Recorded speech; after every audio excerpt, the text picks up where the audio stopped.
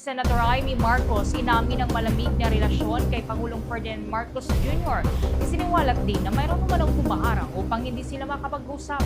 Suicide nga ba ang ginagawang ito ni Senator Amy Marcos sa kanyang political career?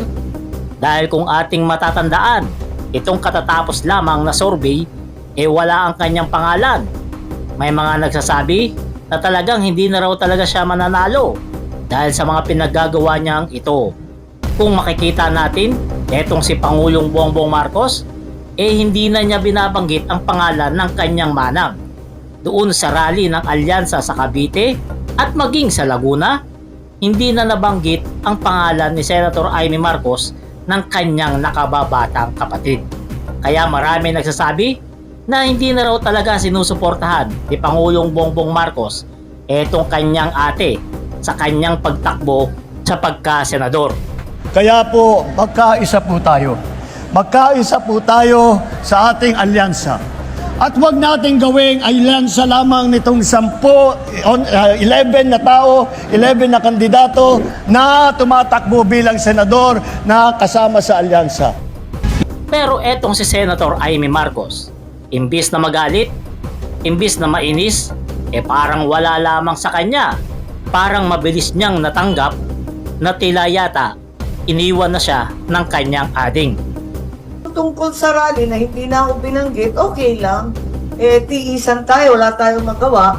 Total, sinabi ko naman mulat sa poll, baka mauwi ito sa away-away ng dalawang panig. Ayoko maipit. Hindi mo rin naman kasi masisisi etong si Pangulong Bongbong Marcos dahil alam naman natin na ilang beses niyang pinagpasensyahan at tiniis etong kanyang ate dahil hindi naman lingid sa ating kaalaman na itong kanyang ate na si Senator Amy Marcos namamangka daw sa dalawang ilog. Medyo pumapanig-panig daw ngayon sa mga Duterte. Isinuko natin si Rodrigo Roa Duterte sa dayuhan na para bang wala siyang sariling bayan, na para bang hindi na natin kayang humusga sa sarili nating tahanan.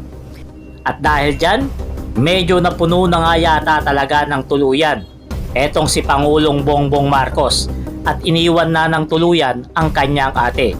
Kaya po, magkaisa po tayo. Magkaisa po tayo sa ating alyansa. At huwag nating gawing alyansa lamang nitong 11 na tao, 11 na kandidato na tumatakbo bilang senador na kasama sa alyansa. Nakakalungkot lamang mga kababayan dahil etong dalawa magkapatid.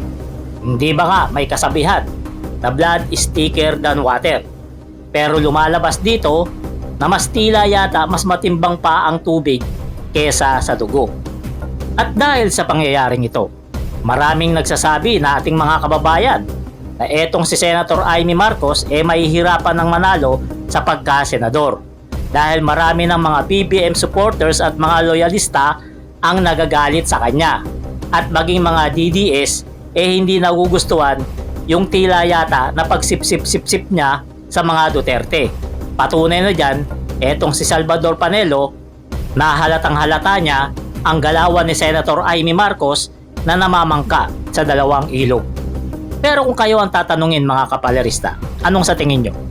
Mananalo pa kaya etong si Senator Amy Marcos o tuluyan ng kakalimutan nito ng taong bayan dahil sa ginagawa niya sa kanyang kapatid?